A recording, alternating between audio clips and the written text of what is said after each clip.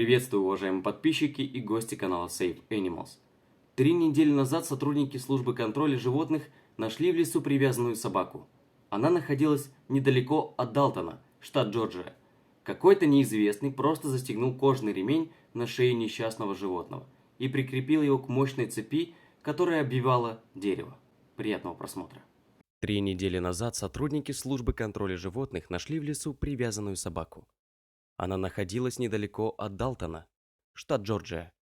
Какой-то неизвестный просто застегнул кожаный ремень на шее несчастного животного и прикрепил его к мощной цепи, которая обвивала дерево. Найденный пес был тощим, грязным и очень испуганным.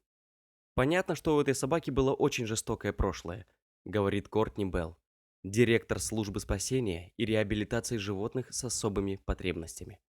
«Я не думаю, что мы когда-нибудь узнаем, что он на самом деле пережил.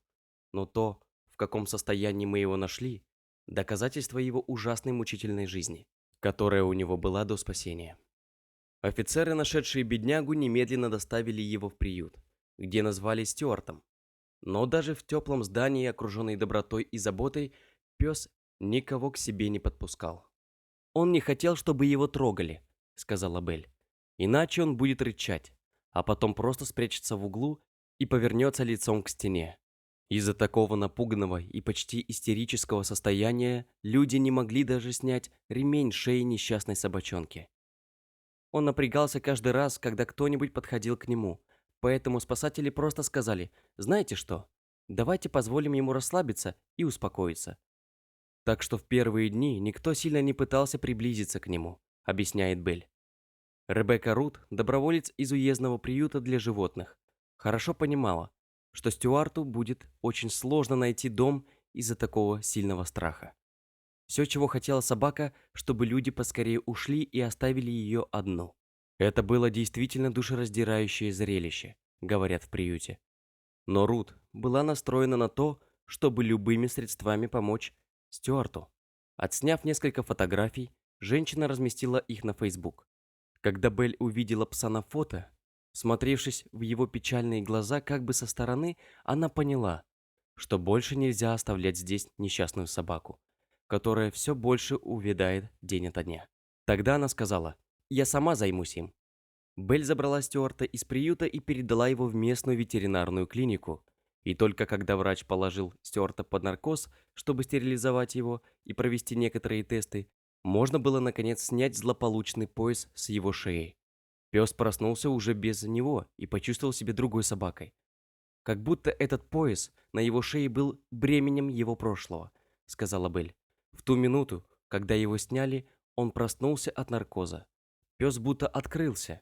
Он стал играть и вилять хвостом. Сейчас Стюарт все еще находится в клинике, но Белль уже ищет для него необходимый ему дом. Кажется, ему действительно нужно кому-то отдавать свою любовь, сказала Белль, когда пес начал играть с одним из работников.